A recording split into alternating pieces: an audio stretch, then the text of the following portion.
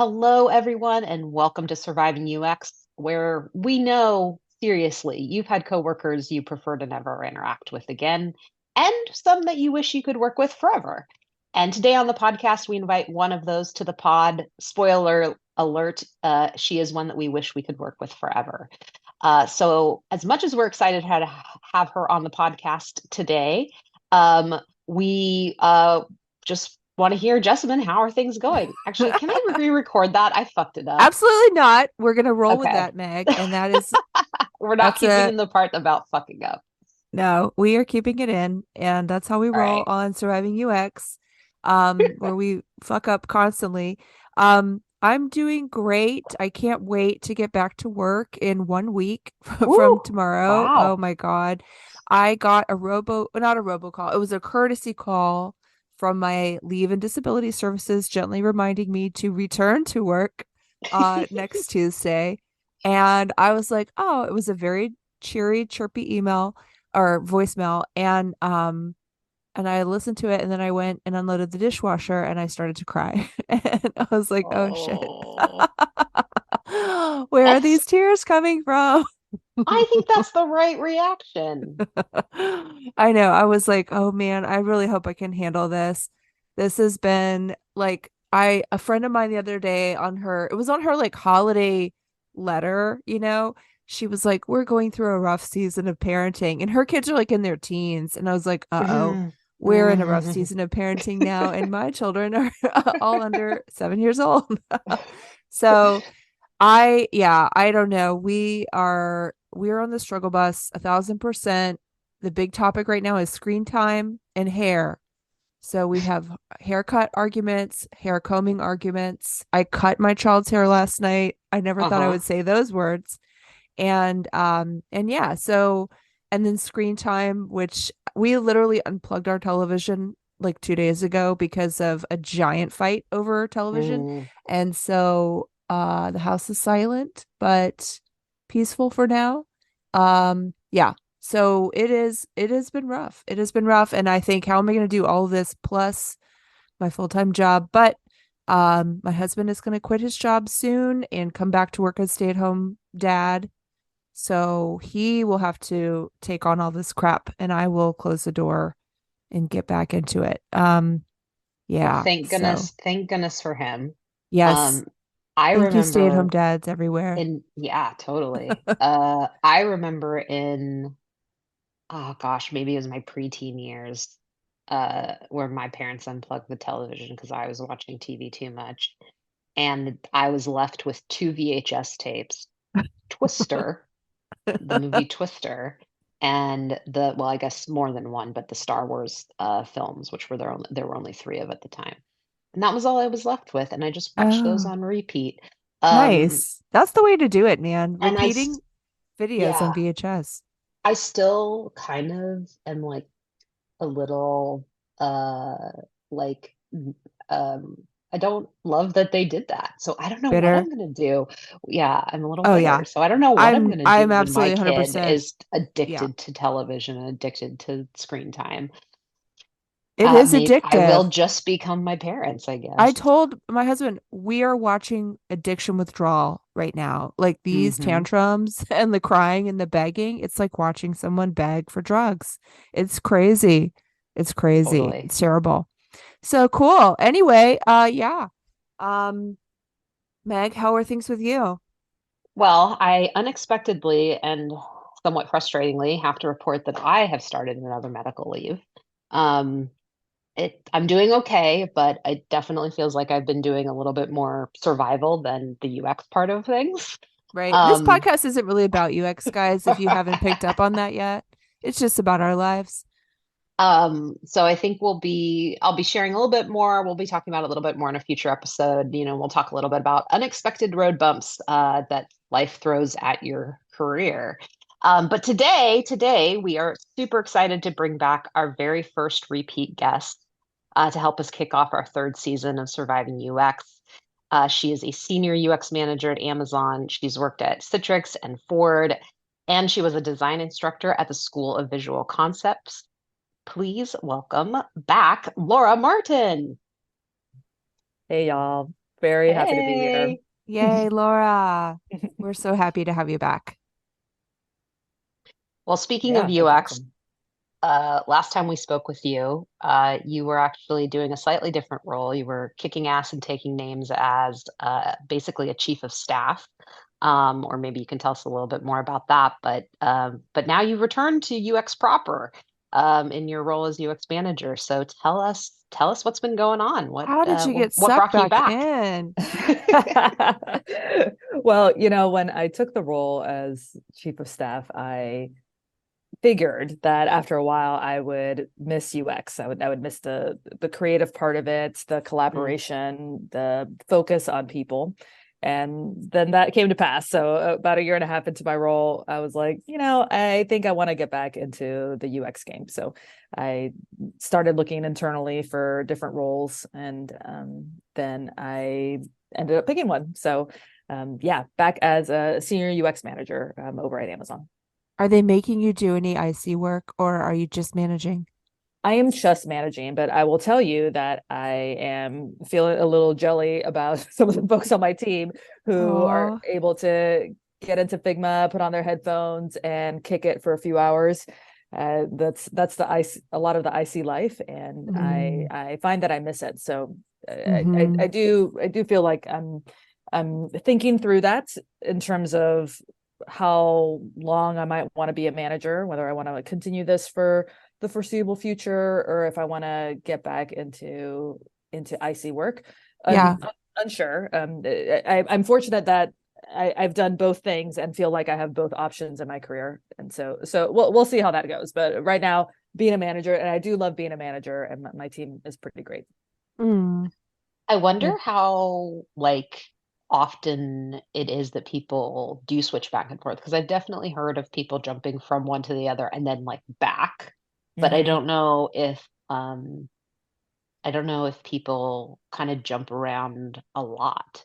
Probably has to do more with what company you're at and what types of needs and roles they have.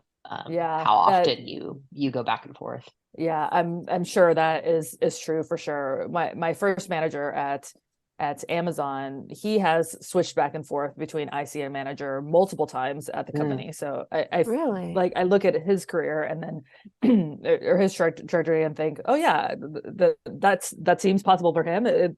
Hopefully it's possible for me too. So it mhm. won't seem like weird if I switch to IC and then decide like, what, I actually want to be a manager again. It seems Wow. like it's possible, so I'm probably gonna take that route sooner rather than later. Oh my gosh. What part of fighting with Figma do you miss exactly? I mean, the artboard weirdness, the comments all sprinkled all over the place. Yeah, Ah. the comments are pretty fun. It's like, is it the proper comment feature in Figma, or is it a post-it that's in there? Like, how do people engage with it? It depends on the person, and then you got to filter all Oh. that stuff out. It's pretty funny. I think I'm everyone's personal nightmare because I insist on having comments in a separate sheet. I can't do comments in Figma. I refuse it. And I'm sure everyone grumbles about it behind my back. I hate it.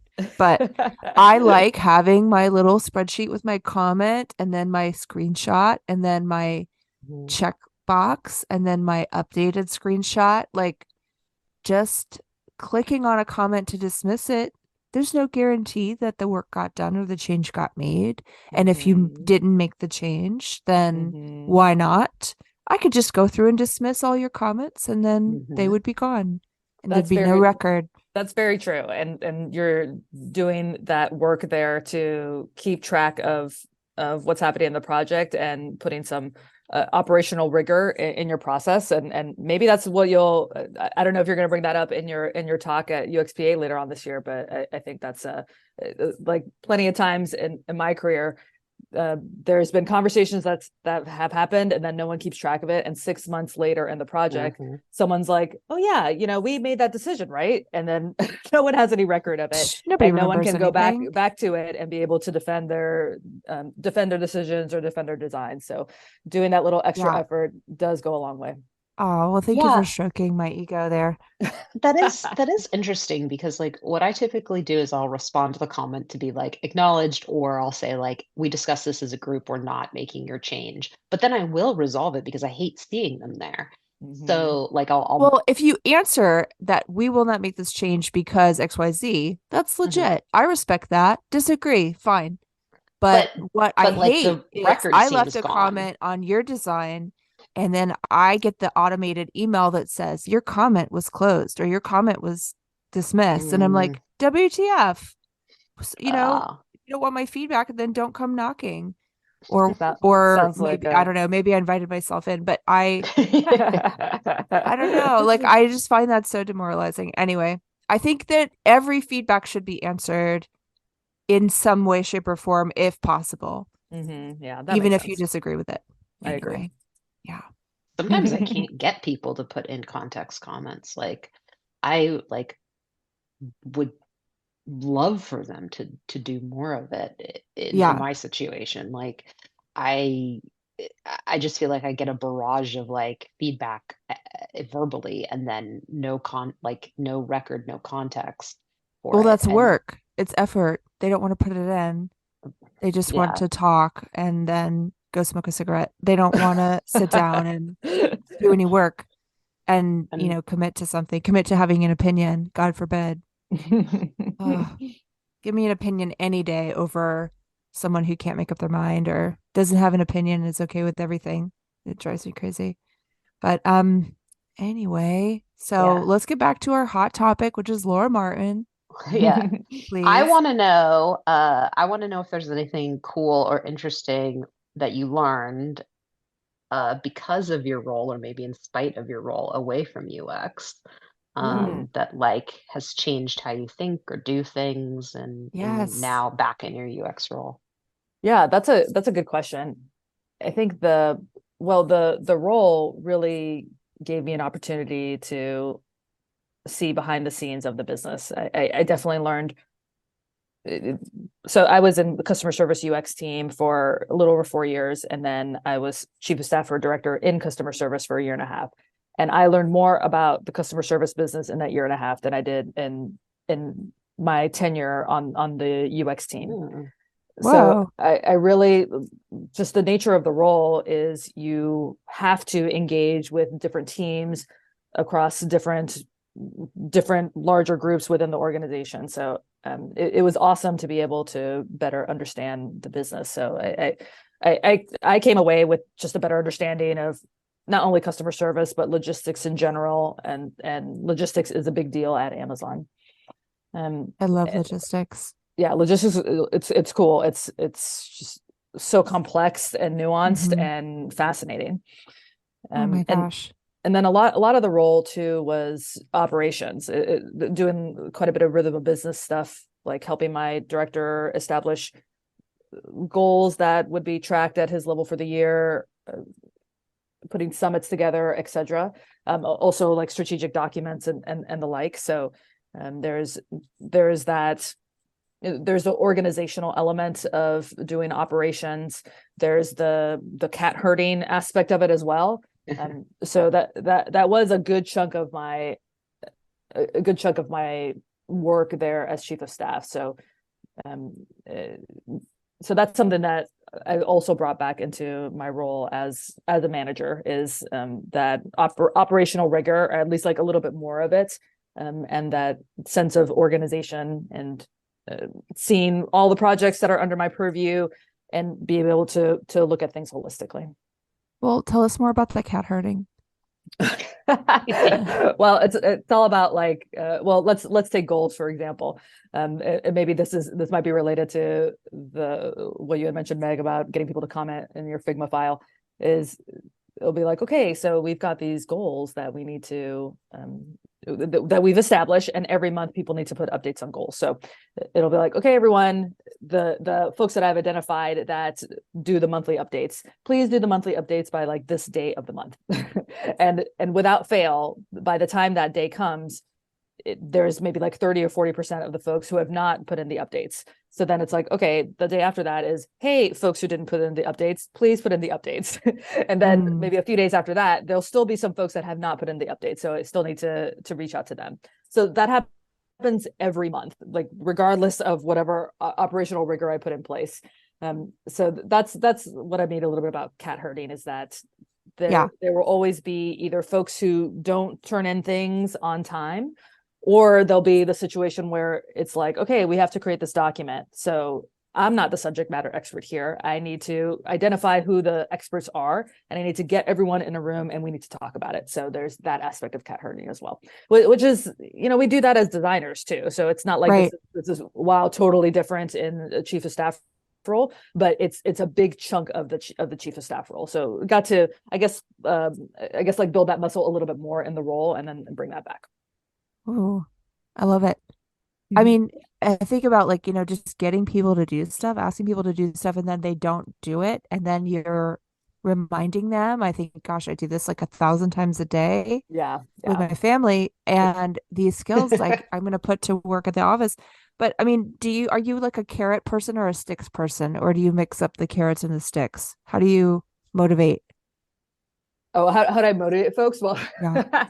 I guess there's like I guess there's a couple ways I do it. Or, well, one of the ways I do it is I remind them that, well, if we take that example for goals, I remind them that the goals are going to be reviewed by the VP on this date per month. So Ah, if they don't get the update in, it's not on me. Like it's yeah, ultimately it's on them. Like they will get identified in this session potentially, and then be like, hey, the VP reviewed the goals and the update wasn't there. So what's going on with that? yeah, So I would hope that that would motivate them enough to put in yeah. that Avoid that to moment of yeah, embarrassment. for sure. Yeah. So it's and like these, like it's not like these folks are being malicious or anything, and they're like, no, Laura, like I'm not going to put in these the updates for these goals because of like A, B, and C. Like people have a lot of stuff to do, and I totally understand. But sometimes they just forget that, like, oh yeah, like the VP is going to be looking at this in a few days. I really need to get that updated. So sometimes just that gentle nudge of like who higher than them is going to be inspecting what they're doing, Hmm. that usually gets people going. Santa Claus is watching. For sure. Yeah.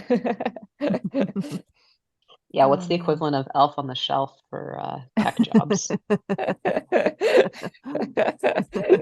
Yeah, that's a good question. I don't know. Hmm. Well, Laura, we are kind of in the middle of this basically like layoff crisis right now, and I'm sure Yeah. that you know people who have been affected. I know I do. Hmm. Have you talked to anybody, any coworkers or friends that were affected? Yes, I have talked to a few folks who have impacted, and luckily those folks I've talked to are in good spirits, which is great. But it's a sad state of affairs, whether you're impacted or you're not. At the I've heard of plenty of folks who are like, okay, this happened. I need to keep my chin up and move forward. And then other folks are like, hey, this happened and I wasn't impacted, but I have a ton of survivor's guilt and I don't understand why I wasn't impacted versus somebody else on my team. So it's Mm, somber across the board, and Hmm. it's yeah, it's yeah. So I do know folks who have been impacted and chatted with them, but mm, luckily folks seem to be feeling more positive. gosh. Meg, what about you? Not anyone personally that I've talked to, but I have heard through, some channels. And I definitely resonate with what Laura said about survivor's guilt. I had been in multiple situations where at my old company where it was, layoff season every, Mm-hmm. more often than it was Shark Week. Mm-hmm. Like, and I wasn't affected, thankfully, but also every time it happened, it was one of those things where it's just massively reduces productivity Hmm. among the people who are left because you are Hmm. dealing with like guilt and wonder and discomfort and uncertainty that like the company doesn't really do anything, or companies often don't really do anything to kind of move you forward along that process. Mm-hmm. I, I'm just not sure they're aware how much they get, how much of a hit they take from the Mm-hmm. people who are still left. Hmm. Right. Yeah, So true. yeah, I agree. It's not only like emotionally and mentally, but just from a just like logistically, there's a lot of messaging to okay, let's move forward, let's see what's next, and that's all well and good. But of the impact of because of the impact, then projects need to be reassessed, and which ones are can we still move forward with, which ones can we not move forward with. So there's a lot of cleanup, so to speak, that needs to occur. Mm-hmm. So it's not like okay, it happened and now it's over and let's move on. It's like it happened and now we have to adjust a bunch of things, and that takes a while, and then we maybe can like officially move on as we're healing emotionally. Mm-hmm. Yeah, the emotional side is definitely something that is so there, but is not really acknowledged at work. It's almost like maybe if you're lucky, there'll be like a moment in a meeting where someone is like, "Oh yes, there were some layoffs, and just so so and so's gone." Okay, then anyway, like and there really isn't like a open space to talk about it, or at least I haven't experienced that. So yeah, we'll see. But I am fully expecting changes when I get back and surprises on like who's not there anymore. And um I don't know how much, I mean, things have changed, since in the past couple years with like, emotions at work and bringing your whole self to work and Mm-hmm. sort of like more it's more people are more comfortable being vulnerable at work, I think, than they maybe Mm-hmm. even were 5 or 10 years ago. So like talking about your emotions is okay, or whatever's going on with you personally, I think it's more okay now. Mm-hmm. um, but yeah, I'm very curious how people will sort of respond to this in the office, and like provide any sort of services, or I don't know, spaces, holding quote holding space for this type of feeling, Mm-hmm. and for people who are still, still there. Yeah, for sure. I know at the part of Amazon I'm in, there's been a few sessions that have been put in place for folks to gather and talk, vent, share feelings and thoughts, which I think have been helpful for sure. Mm-hmm. Um, but it's like the spectrum of response, or there is a spectrum of response where Yeah. folks are there's this for some folks there's a sense of relief, for some folks there's a lot of anger, there's also a lot of um, uh, I guess like folks are feeling like their trust has been broken in leadership. That's it's yeah, the whole gamut is represented, and so it's it's like I'm thankful that we've been given that space to express ourselves, at least internally.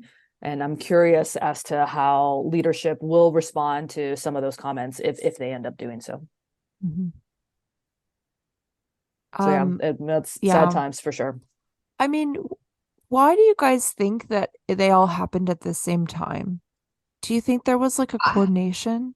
I wonder so much if there's some sort of copycat mentality going on, like, oh, such and such company was planning on doing it, or did do it, and then like maybe it felt okay to initiate maybe something that had kind of been in the works, just to kind of like Mm-hmm. do it at the Mm-hmm. same time. But yeah, Mm-hmm. I really do wonder about copycat mentality, just with this one in particular, just Mm-hmm. because it happened at so many places all in the span of Yeah. a short amount of time. It doesn't seem likely that everybody would have had these things lined up. I mean, obviously the economy has been a little like bonkers, Mm-hmm. and definitely it initiated a lot of this. And people's fiscal years are ending or starting, and so like that all happens. But it does just Yeah. seem kind of odd to have happen at this scale for so many companies at the same time. I don't know Hmm. what you guys think. I'm definitely into that kind of like conspiracy theory part of it. Yeah. I mean, not to be Yeah. a conspiracy theorist, but it does make you sit and scratch your head because you see like, stock prices jump up when these announcements get made. And so is this like an attempt for companies to say, okay, let's goose our stock price a couple bucks and we'll announce some layoffs. So, and everybody else is doing it. So this is a good time for us to do it. We can hide, we'll be camouflaged by all these other companies and we won't be singled out for, like weakness or something. It'll just be like we're part of a trend. Hmm. So, yeah. Hmm. Yeah, I had read an article about it was written, I think, by like a professor. I think it was like at Harvard or Stanford, I forget, but it talked about layoffs and the rationale behind layoffs. And a part of the article was the copycat behavior that you just mentioned, Meg. It's real that companies end up doing that. They see what other companies are doing and they follow suit. Whether that's what's happening now or not, of course, unclear. But it seems like that is a perspective that has been researched and validated by folks who focus on this on the regular. Wow. That's wild. It makes sense though. I mean, you don't want to be out of step. And hiring was like that too. Like there was a big race to hire Hmm. talent, a year ago. And it was like, everybody's dream scenario to be hired and at that time because you could get multiple offers and um now, yeah, it's like, ugh, that didn't last, did it? So, Yeah, and it's tough too because there isn't, or maybe there is, and I haven't seen it or don't have access to it, but there isn't any sort of, hey, here's the equation that we used to get to this result. mhm. Like for example, like different companies can have fairly rigorous hiring processes. So they could involve multiple people who spend multiple hours Oh my interviewing a gosh. candidate or whatever, et cetera. And then so like the cost of and if especially if you have your bar set pretty high, like the cost of finding a qualified candidate, it can take a long time and cost the company a lot of money. And so Mhm. sometimes like I've been in conversations where folks are like, has anybody like put that number into the equation to be like, okay, Mhm. if once we start hiring again, like all this money is going to have to be respent on finding these Mhm. Right. people, like does it balance out? I think that like unfortunately, like we don't have the spreadsheet or like the numbers that showcase to us like, oh, of course Yeah. it makes sense that leadership went with this. Like it just seems like, well, like, macroeconomics, etc. And that's probably not wrong, but there's there's you could say a lot of things about why you're laying off people or not laying off people. If it's the bottom line that we're talking about, it'd be great to see some of the numbers that I guess really validate it. Right. At least like I Yeah, haven't seen those numbers. I don't know if Oh they've been yeah. out there. I mean, it that really absolutely, resonates. Go yeah, and ahead, it Meg. absolutely feels to me like layoff decisions are much more short term of an action than really like setting the company up for success long term, because like there's still work to be done or things to pursue, and I mean, maybe to some extent it makes sense to reorganize your workforce and have cuts like this, but like you are going to get back into hiring again. You are going to be pursuing different strategies or doing mergers and acquisitions or something along those lines. And yeah, it just feels like the layoff decision is always one to me, that feels much short term and short sighted, um, than kind of a long term strategy for for these companies. Yeah. It'll be really interesting to see how people scatter if they get absorbed by smaller companies who are Mm-hmm. still hiring, or if Hmm. the industry can even handle this many candidates, suddenly being Hmm. on the market at one time. Mm-hmm. And Hmm. will people leave tech, or will they leave UX and Hmm. drift into other careers? I mean, like we said, I think last time we spoke, like UX has been really made out to be this like, you know, lucrative, exciting career, and people spend a lot of money to, do boot camps Universities and have put in a lot of money to create whole programs and divisions to train yeah. people. Mm-hmm. Mm-hmm. Yeah. And so will people have that belief, like, that these are safe jobs, or they're not just a trend or something, like this is a career, not just Mm-hmm. something you're going to do for 2 or 3 years and then move on, but is this really something you can spend a career doing? I mean, I still kind of question that myself as I like, go to work every day and I see different people in different phases of their career and I watch people grow. That's the one thing Mm-hmm. I'm very keen on, is how do people age into like the more senior years of the UX career, because Mm-hmm. I see plenty of senior engineers, plenty of senior people in product and executives. And then design, like I see, some principals and managers and things like that, but I feel like it's not quite as common. And I wonder like what people do when they hit a certain point, UX Mm-hmm. manager, UX director. But, for every director, there's legions of juniors and mid levels and things like that. So, Mm-hmm. yeah.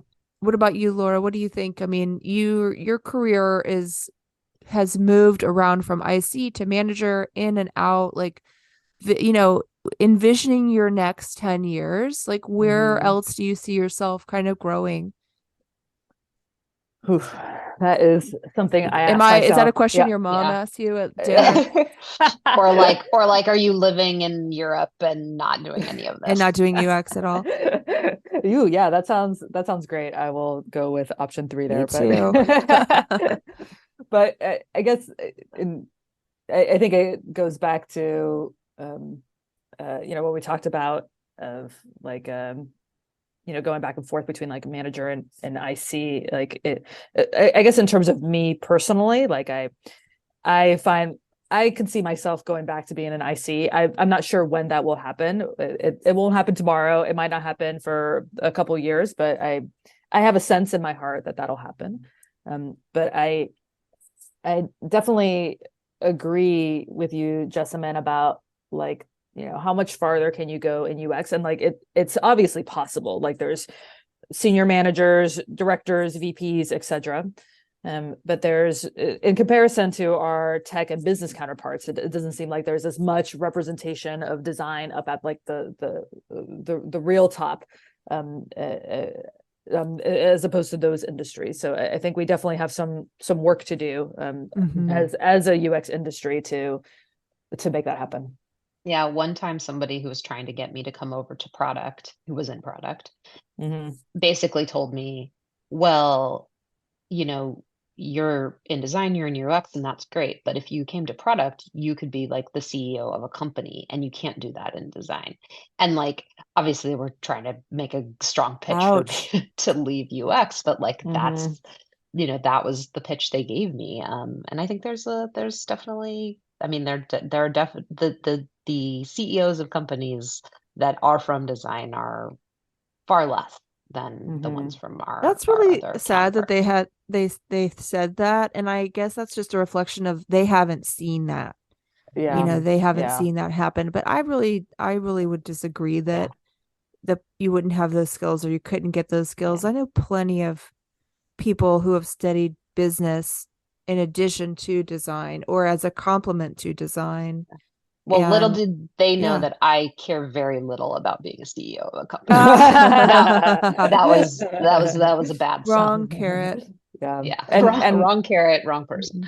totally. And I totally agree. Like there's there's a bunch of different skill sets that are involved in being a CEO, and uh like and I know that you all have experienced this, and I still experience this, and I imagine I will experience this as my career goes on. There's plenty of people who don't know what UX does, and they assume that what UX does is they make things look good. But what we do is way more than that. And more importantly, what we do is we help people understand the problem space and figure out what the right problem is to solve. And that sounds like a critical component of Mm. identifying what would be a salient business case to pursue and as CEO. So I definitely agree that UX designers have what it takes to do that. I'm sitting here thinking, what is salient?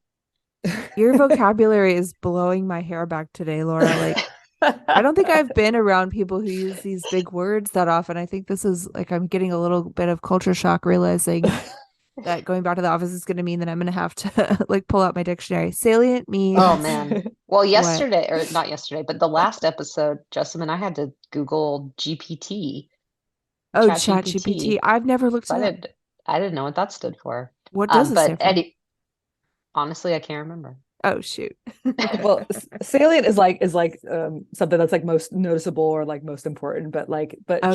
Chat GPT, that's that application that is fueled by AI, where you like ask it a question Yeah. and it like gives you like an amazing answer. Have you used And it? I haven't used it yet, but like quite a few of my team has, and Really? we've teased each other about like, oh yeah, let's let's just use it to like do our work or like send emails or like send texts to Oh people my or whatnot. Like it's That's like exactly what we've been talking about. yes, and like that it's like the examples I've seen online, like they'll be like the questions asked of ChatGPT are like, give me an argument for UX or something like that. And then the response will be like multi-paragraph intro, body, conclusion, like ready to go. Whoa. Like an So essay. This is Oh, yeah, why so, people are yeah, using it for schoolwork. yes, yeah. exactly. Yes. So But what it's does very interesting. GPT stand for? I still Oh don't yeah, that know. I don't know. That I don't know. Okay. I guess if that was your All right. question, Meg, sorry, I missed it. That I don't know what No, it no. That was a great explanation and a very, very fun story. And actually a wonderful segue to our last section of the podcast here. So I'm going to take the opportunity. We're not going to ask you our rapid fire questions because we did that a while ago. Instead, we're going to ask you to I don't know, share any design trend. Last episode we looked at some design trends for 2023. And we had a couple more that we were going to talk about, but is there any design trends that you are interested or scared of about 2023? We talked a little bit about collaboration based tools like Figma and some of the things we like and don't like about that, but anything else from this list that you're just like piques your interest? I think something that is of mine to me now in my current role is, and I don't think this is a trend. I think this is something that the industry has talked about for a while, but but again, on mine to me is our connection with the business and how we can demonstrate our UX value with data, and also how we can connect the work that we do to the goals that the business has, their primary objectives, as well as how we can like be represented in on roadmaps and through like the standard mechanisms that they use, that leadership uses for inspection, etc. There's that disconnect is something that is obvious and with some of the projects that I oversee. And so that's definitely a top of mind for me. I think like the stronger connection we have with the business, like I suspect that the better they're able to recognize the value we can bring, and then it's just going to be like a real great cycle after that. I So think you're yeah. Mm-hmm. I was just going to say, I think you're totally right that this is like something that's just been ongoing for a really long time. What Mm-hmm. do you think, or these situations have kind of happened over different years of different situations? Do you think there's anything that's like changing in now or recently that like is giving you a leg up on doing this, or any like strategies or things you've seen that have helped? Well, It's a something hard that, job. yeah, like something that, Amazon has a lot of mechanisms. And so that's really helpful for us as a UX team, because usually the business team employs these mechanisms as inspection methods for their projects and to just, keep track of what's going on. So instead of us being like, hey, y'all, like, don't forget about us and like come to our meeting, we can be like, hey, like, what are these meetings that y'all are having, these regular meetings? What are these Amazon mechanisms that you're employing? And let's insert ourselves in those situations. That's a much easier route for us to be able to get visibility with our partners and not disrupt their regular processes. So that's I think that's helpful for us, especially in the environment we're in at Amazon, because Amazon usually has these pretty good mechanisms that they use. So I think like in situations where like businesses maybe like don't employ a lot of mechanisms, it can be hard to I guess to get going in that Break sense. through. But that also means that there's an opportunity to be like, hey, why don't we try this mechanism here? So that way, like, we're all aligned, and then that something may come of that. Give me an example of a mechanism that you're talking about in this context. Like a monthly business review, weekly business review, quarterly business review. Okay. If these are like primary inspection mechanisms that leadership has to assess what's happening with the project, then it'd be awesome for UX to be represented in that in some way. So that way it's not like, okay, tech has an update and like PMs have an update, but where's UX? By inserting ourselves into those mechanisms, then we can get that visibility, that correct visibility at that correct level. Okay. Because this reminds me of when people, are on their UX interviews and they are presenting their projects, their portfolio projects. And usually there's a slide in there at the end that talks about their KPIs, like, hey, we increased clicks by this amount, or we increased users by this amount, or we increased revenue, by this much. And I always think to myself, like, how would I know if they're lying, if this is just a You made never up know. number? You never know. And it also reminds me that I could probably say anything I want, or should I not even share that stuff because it's totally confidential anyway? So, I guess and I sort of always question, like, what are the right numbers to say that this has been a success or not?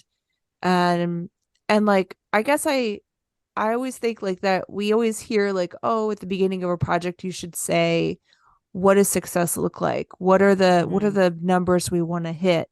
Mm-hmm. But UX doesn't always have those numbers, or, like it they're usually more business numbers or things like that than I would say like UX numbers. Do you think Mm-hmm. UX designers can take credit for usage metrics or revenue? Like, is it legit for me to say I worked on this project and this project made X amount of money and has X amount of users? Thank you very much. You're welcome. Like, can a UX designer say that? I mean, I think a UX designer can say that. Like, if we're talking about like people signing up and and metrics around that, like if you don't have a Mm-hmm. good experience for people signing up, then Like an people aren't going to sign up. onboarding. Yeah, then Mm-hmm. people aren't going to sign up. And also, like, there's acquisition and then there's retention. Like, okay, people Mm-hmm. are signed up, and then are they staying as part of the product? Well, there's of course like the feature set. Does it appeal to folks? But also the experience.